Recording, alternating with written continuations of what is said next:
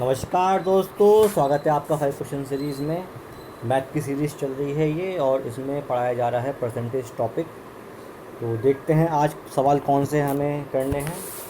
Start करते हैं भाई। पहला क्वेश्चन है, in an election 2 candidates participated, 20% votes declared invalid and the winner get 70% of the valid votes and won by 9600 votes. Find the number of voting list and valid votes. तो भाई कोई election था, उसमें जो है 20% vote declared हो गए invalid. Suppose अगर 100 वोट पड़ने वाले हैं तो 80 पड़ेंगे, ये मतलब हो गया। जो वोट पड़े उसमें क्या हुआ, विनर को मिले 70%, और जो लूज़र है उसको मिले कितना भाई, 70 इसको मिलेंगे तो लूज़र को 30% मिलेंगे, और ये जीत गया 9600 वोट्स। कितना डिफरेंस है भाई, ये 40% डिफरेंस है। 40% ऑफ एक्स जो है वो कितना है, 9600। तो इसका मतलब है भाई 4 1 ज़ा 4, 4 2 ज़ा 8, 4 4 ज़ा 16। मतलब कि एक्स जो है वो बराबर है कितना, 2400 के। अब ये 2400 इक्वलेंट है किसके, 80 के। तो 8 दिया 24, तो मतलब कुल कितने वोट पड़े हैं, कितना वोटिंग लिस्ट है, 30,000 की वोटिंग लिस्ट है, 3000 की वोटिंग लिस्ट है। और वैलिड वोट्स कितने हैं, 2400। 30,000 की वोटिंग लिस्ट है और 24,000 वैलिड वोट्स। बात समझ में आ रही है, एक बार और देख लेते हैं। सपोज 100 वोट पड़ने थे, 20 वोट डिक्लेयर हो गए इनवैलिड, मतलब कि 80 वोट पड़े बस। 80 में जो विनर है उसको मिले 70% वोट, और लूज़र है उसको मिले 30% वोट। तो भाई ये बेचारा जीता कितने से, 40% से जीत गया, 40% ऑफ एक्स। आप कहोगे मैंने 80 क्यों नहीं रखा, 80 इसलिए नहीं रखा कि परसेंट की बात है, या मैंने परसेंट है, ठीक है ना। तो 40% ऑफ एक्स दे रखा है हमें 9600।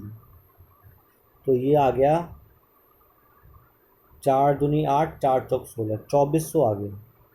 ये एक्स क्या है, ये 40% किसके रिस्पेक्ट में है, 80 के रिस्पेक्ट में। मतलब कि ये एक्स क्या है, 80।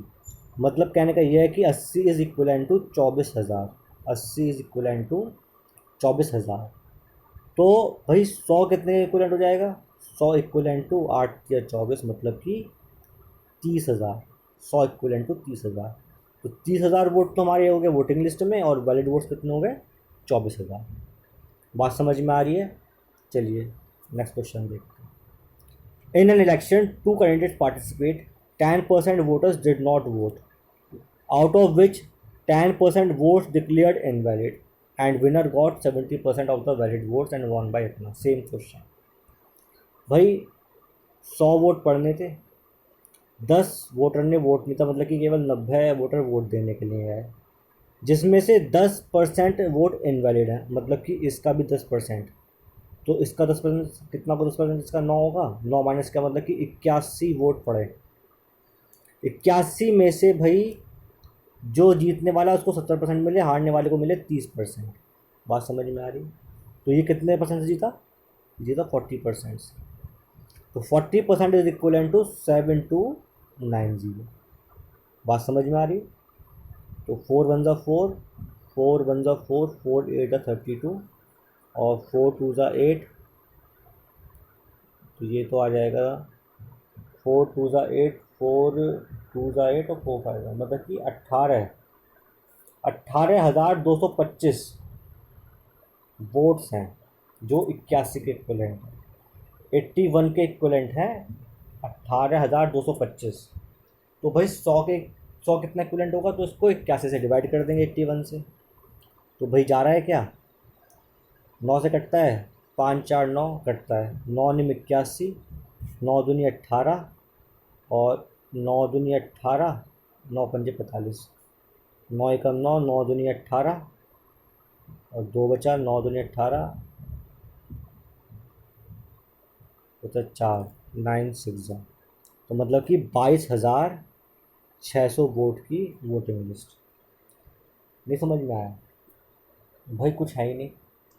इसको एक तरीका और देखते हैं, चलो भाई। सपोज मान लिया कि वोटिंग लिस्ट हमारी एक्स है, वोटिंग लिस्ट हमारी एक्स। भाई एक्स में से 10% वोट तो हुए नहीं, मतलब कि 9 वोट पड़े होंगे। ठीक है, 90% मतलब कि 9/10। उसके भी जो है 10% वोट इनवैलिड हो गए, मतलब कि जो है फिर दोबारा 9/10 पड़े इसके भी। और जो विनर है उसको मिलते हैं 70% वोट, तो लूज़र को मिले 30% वोट। इनका कितना डिफरेंस हो गया? 40%, मतलब कि 40% हो गया। इतने मार्जिन से वो जीता, इक्वल टू 7290। एक्स आ जाएगा इस इक्वेशन से। ये उससे भी सिंपल मेथड हो गया। भाई एक्स हमारे वोटिंग लिस्ट, एक्स हमारी वोटिंग लिस्ट, उस वोटिंग लिस्ट में से 10% वोटर नॉट वोट, तो कितने वोटर ने वोट किया? जब 10% वोट नहीं करे तो 90% वोटर वोट कर रहे हैं ना। 90% का मतलब हो गया 9/10 इंटू, फिर इसका भी जो है 10% वोट नहीं पड़ता, मतलब इनवैलिड है। तो वैलिड कितना हो गया इसका भी? 90%, मतलब 9/10 मल्टीप्लाई। अब जो बचे वोट, ये जो वोट बचे, इसका जो है, इसमें से जो है जो जीतने वाला है वो 40% से जीतता है, तो 40% इनका वोट, वो इक्वल टू है 7290 के। यहाँ से एक्स आपका आंसर आ जाएगा। समझ में आया? चलिए आगे। तो दोनों मेथड है आपके पास, किसी से भी कर सकते हैं। A salesman is allowed 12% commission on the total sales made by him. 12% commission मिलता है पूरी सेल पर, and a bonus of 1% on the sale above 15,000। If total earning of the salesman is 7650, find the total sale. तो मान लिया cell जो है वो एक्स है, तो भाई उस बंदे को एक्स का मिलता है 12%। एक तो ये उसकी अर्निंग हो गई, बात समझ में आ रही है? और जो सेल है उसमें से 15,000 निकाल दो, तो जो पैसे बचते हैं 15,000 से ऊपर के जो पैसे हैं उसका 1% उसको बोनस भी मिलता है। ये उसकी नेट अर्निंग हो गई। ये किसके इक्वल है? 7650। एक इक्वेशन आराम से मैं समझता हूँ सॉल्व हो जाएगा भाई। 100 मल्टीप्लाई कर दो 12x और x, 11x तो यहाँ से आ गया सिंपल, माइनस का 15,000, ठीक है ना, इज इक्वल टू 765 डबल 3 बार 0। इसमें से इसको प्लस कर दो और 11 से डिवाइड कर दो, आपका x आ जाएगा। एक तो मेथड ये हो गया। दूसरा मेथड देख लो इसमें। भाई मैंने सोचा कि जो है उसको 12 + 1, 13% जो है पूरा कमीशन मिलता है, पूरी सेल पर उसको 13% कमीशन मिलता है। अगर कंपनी ऐसा कर दे तो 15,000 तक के पैसे पर तो उसको 1% का उसने एक्स्ट्रा कमीशन दे दिया ना। वो बोल रहा है यहाँ पर कि देखिए 1% कमीशन मिलता है, 1% बोनस मिलता है जब सेल 15,000 से ऊपर होती है। अगर मैं सभी पर 13% दे रहा हूँ, मतलब 12 और 1% दे रहा हूँ मिला के, तो मैंने तो 15,000 तक की अमाउंट पर 1% एक्स्ट्रा कमीशन दे दिया ना। तो भाई 1% कितना होगा 15,000 का? 150 रुपये। तो 150 रुपये होगा। बात समझ में आ रही है? अब यहाँ से शुरू करो। अगर जो है उसका जो सेल है वो एक्स है, या फिर 13%, अब ये मान लेते हैं 13% कितना? 13% बटे 100, ठीक है ना। 13/100 करेंगे तो जो है ये तो हो गई हमारी कमीशन, ये तो उसकी हो गई अर्निंग, और ये होगी टोटल सेल। अब ये इस जो अर्निंग है भाई 13/100x में से अगर हम 150 हटा देंगे तो वो किसके बराबर आएगी? वो 7650 के बराबर आएगी। किसके बराबर आएगी? 7650 के। भाई 13% जो अर्निंग है, 13% टोटल सैलरी में से जो अर्निंग है, अगर उसमें से हम 150 रुपये जो ये एक्स्ट्रा गए हैं पैसे वो हटा देंगे तो कितनी अर्निंग बचेगी उसकी? 7650। तो सॉल्व करेंगे इससे भी आंसर आ जाएगा। भाई 13 से अगर ये ऐड करेंगे 7650 में 150 ऐड करके कितना आ जाएगा? ये 7800, और बटे 13 करा, 13×6 = 78। तो मतलब कि 60,000 रुपये की उसने सेल करी। आया समझ में? भाई 13% टोटल सेल में से अगर हमने 150 माइनस कर दिया और वो बराबर कर दे 7650 के। तो यहाँ से x की वैल्यू आ रही है 60,000। ठीक है, सॉल्व करने के बाद ये उसकी टोटल सेल हो गई। ये 150 के माइनस के मैंने आपको बता दिया। चलिए आगे बढ़ते हैं। If a price of sugar is decrease by 30%, then how much percent the consumption is increase so that expenditure remain the same. भाई इन क्वेश्चन में क्या करते हैं भाई, शुगर का प्राइस, उसका कंजम्पशन और एक्सपेंडिचर, तीन चीज़ें।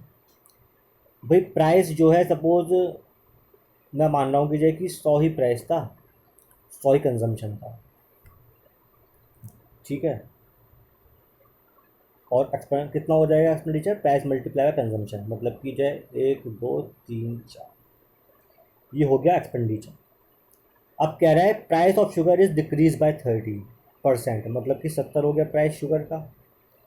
कंजम्पशन कितना कम कर दें कि एक्सपेंडिचर सेम रहे, मतलब कि ये उतना ही है। तो भाई एक्स कितना आ जाएगा, एक्स अपॉन 70। ये जितना आंसर आएगा 1000/7, उसमें से हम माइनस कर देंगे 100 को, तो आंसर आ जाएगा हमारा। नहीं आएगा? एक तरीका तो ये है, ये तो है सिंपल तरीका जिससे कि हम सब करते हैं। एक और तरीका देखो भाई, आपको बताया सपोज 100 हमारा कंजम्पशन था, 100 हमारा था एक्सपेंडिचर। अब 30% प्राइस कम हो गया शुगर का, तो मतलब कि ये रह गया 70। पहले था एक्सपेंडिचर 100, अब रह गया 70, क्योंकि 30% प्राइस कम हो गया शुगर का। अब हम कह रहे हैं कि जो है वो वापस 70 से 100 पे आ जाए, तो कितना बढ़ाया, 30 बढ़ाया ना। किस में 30 बढ़ाया, 70 में 30 बढ़ाया, इंटू 100, तो 300/7% हमें कंजम्पशन बढ़ाना पड़ेगा। 300/7% कंजम्पशन बढ़ाना पड़ेगा। भाई माना कि एक्सपेंडिचर 100 था, प्राइस शुगर का कम हो गया 30% से, तो 70 रुपये हो गया कंजम्पशन हमारा, 70 रुपये हो गया हमारा एक्सपेंडिचर है। अब ये एक्सपेंडिचर दोबारा 70 से 100 पे लेके आना है, तो ये कितना बढ़ाना पड़ेगा हमें, 30 बढ़ाना पड़ेगा। किस पर, 70 पर बढ़ाना पड़ेगा। बात समझ में आ रही है? तो ऐसे भी कर सकते हैं। Next, if the price of sugar is decrease by 30%, by how much percent the consumption is increase so the expenditure will decrease by 10% only.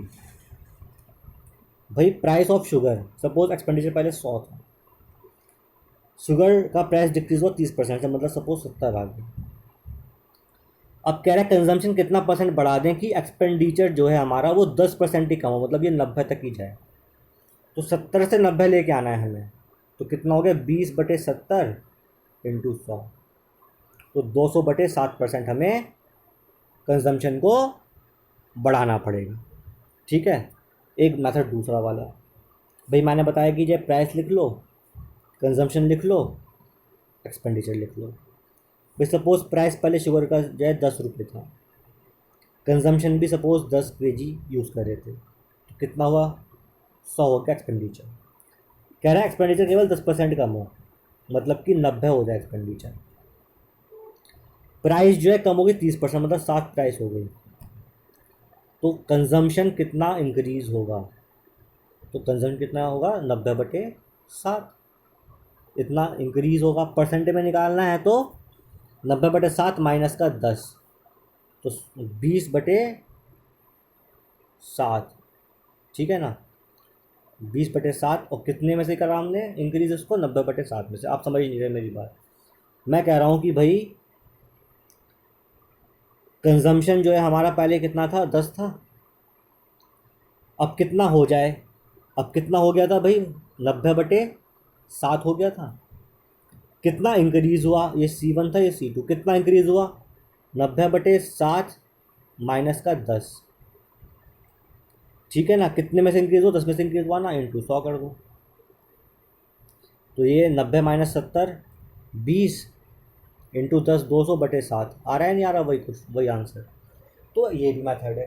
तो दोनों मेथड है, जो आपको इजी लगता है आप उससे करिए। जो पहला मेथड है उसमें कुछ दिमाग लगाना ही नहीं है, वो तो 10 सेकंड में सवाल सॉल्व हो जाएगा आपका। भाई 100 कंजम्पशन था, 30 कम हुआ, 70 बच गया, 10 ही कम करना है, 90 यहाँ पे आ गया, 20 बढ़ाना था तो 20/70 × 100, ये आपका आंसर हो गया। ये तो हो गया केवल 10 सेकंड का सवाल। यही चीज़ अगर हम खोल के करेंगे, ओपन करके, तो इसमें लग जाएगी 1 मिनट। तो अब वो आपको सोचना है कि मुझे क्वेश्चन करना है 1 मिनट में या करना है 10 सेकंड में, वो आपके ऊपर निर्भर करता है। मैंने आपको दोनों मेथड बता दिए, दोनों मेथड ऐसे ऐसे हैं। अगर ये भूल जाओ तो कम से कम वो तो याद रहेगा, वो सिंपल मेथड है। चलिए, तो दोस्तों आज की वीडियो यहीं समाप्त होती है। कोई भी दिक्कत परेशानी अगर आपको आई है प्लीज़ मुझे कमेंट में लिख के बताइए, मैं कमेंट का वेट करता हूँ आपके। कमेंट मेरे लिए बहुत इंपॉर्टेंट है, प्लीज़ एंगेज होने के लिए कमेंट करिए। आपको लगता है कि मैं और वीडियोस बनाऊं, किसी और टॉपिक पर बनाऊं, कोई और टॉपिक समझाना है तो मुझे प्लीज़ कमेंट करके बताइए। तब तक के लिए पढ़ते रहिए, खुश रहिए और धन्यवाद। आपका दिन शुभ हो।